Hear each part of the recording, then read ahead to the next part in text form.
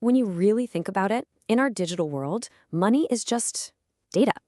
But how can we actually trust that data? How do we know for sure that someone, somewhere, can't just hit a button and create value out of thin air? And that's the huge question we're diving into today by breaking down a really elegant solution called Harpo. So let me ask you this directly. Would you put your money into a system where value could just be, poof, invented out of nowhere? Absolutely not. The second that becomes possible, the whole idea of value just completely falls apart. It's the #1 problem for any digital currency. So that really gets to the heart of the challenge. For any digital asset, and especially for something like a future central bank digital currency, making sure no one can just print more isn't just a nice-to-have feature. It's the absolute bedrock of trust. Without it, the whole system is basically worthless. So how does Harpo solve this? Well, it's built on this really elegant and incredibly powerful principle that's actually borrowed from physics, the conservation of mass. You can think of it as the system's one simple, unbreakable law. And here it is, the golden rule for the whole system, boiled down to one sentence. The sum of what goes in must equal the sum of what comes out. Value can't be created, it can't be destroyed, it can only be moved around. This simple idea is what makes everything else work. Okay, let's try an analogy. Picture a sealed box, totally transparent, and it's got a fixed amount of water inside.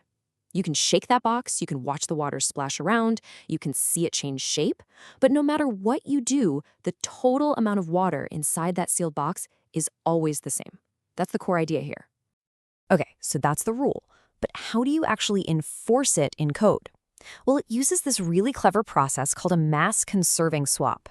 This is the engine that lets assets move between a public, totally transparent space and a private, hidden one, all without ever breaking that fundamental rule. See, Harpo basically has 2 zones it operates in. You've got the public environment. It's like a clear glass box where you can see everything that happens. And then you have the private environment, which is more like an opaque, locked safe where activity is hidden. The mass-conserving swap is the magic that works like a secure airlock between the two. All right, so let's actually walk through this. We're going to follow a digital asset as it moves from that public, see-through world into the private, locked-down one. This is the deposit part of the process.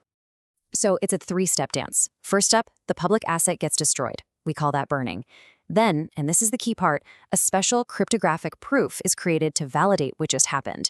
And finally, a brand new private version of that asset, a UTXO, which is just a fancy term for a piece of unspent digital cash, gets minted inside that secure, hidden environment.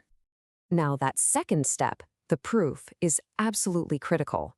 So what exactly is a zero-knowledge proof? Well, think of it this way. It's like proving you have the key to open a door, but without ever actually showing anyone the key itself. It's a way to confirm a fact is true without revealing the secret information behind it. So what is the ZKP actually proving? Well, it's kind of like a super smart digital notary. It mathematically confirms 3 critical things to the system.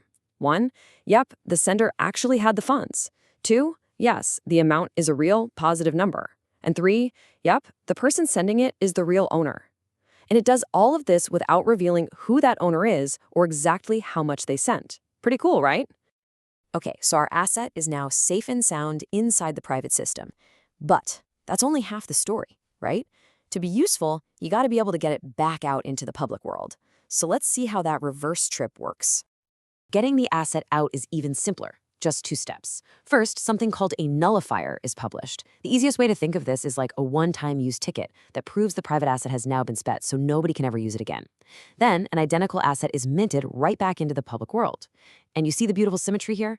The exact same value that went in is what comes out. That law of conservation, it's held perfectly. All right, so we've gone through the how, all the burning and minting and proving. But now let's get to the real question. Why go through all this trouble? What's the big payoff? This is where the whole design just really comes together. And this is where it all clicks. It's brilliant because all the deposits and all the withdrawals happen out in the open. Anyone, an auditor, you, me, can check the system's total water level and confirm that no value was ever created or destroyed. But everything that happens inside the private system, who sent what to whom, is completely and totally confidential. So when you add it all up, the benefits are just massive. You get total privacy for what you do inside the system. At the same time, you get full auditability of the system as a whole, so everyone can trust it. And here's a huge bonus. It's designed to be compatible with existing networks, which means you don't have to rebuild the entire internet to use it. And really, this is what everyone's been searching for, kind of the holy grail for digital assets: total privacy without losing auditability. It means you can give users the confidentiality they expect while also giving the entire system the public trust it absolutely requires to work. You really get the best of both worlds. So, I'll just leave you with this one final thought. As we march toward this very digital financial future, what new possibilities open up when our money can be both truly private for us as individuals, but also perfectly trustworthy for everyone as a whole?